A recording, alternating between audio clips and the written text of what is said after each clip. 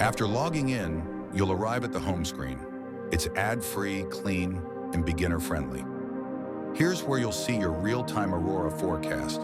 The Aurora probability, shown as a percentage, tells you the chance of seeing the northern lights at your location. Tap on it, and you'll get a clear, easy-to-understand explanation of how it's calculated using solar activity, astronomy, and weather data. Next to that, you'll see the Aurora Strength Indicator. Below it is a graph that updates minute by minute.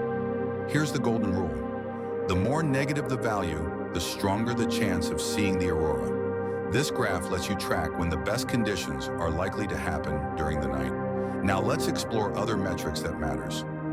BZ value. This shows the direction of the interplanetary magnetic field.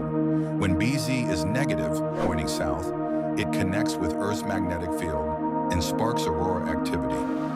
Look for values below -10 nanotesla. The more negative, the better. Don't worry if that sounds technical.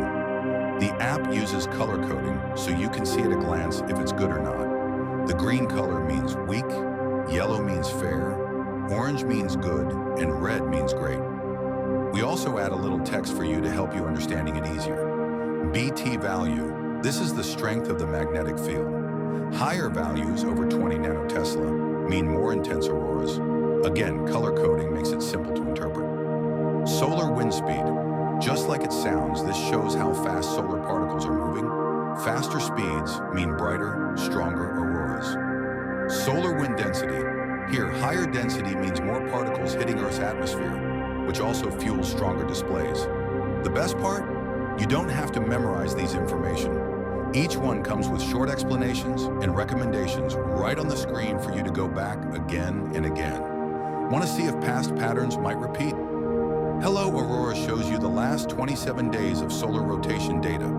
The sunspot that caused auroras before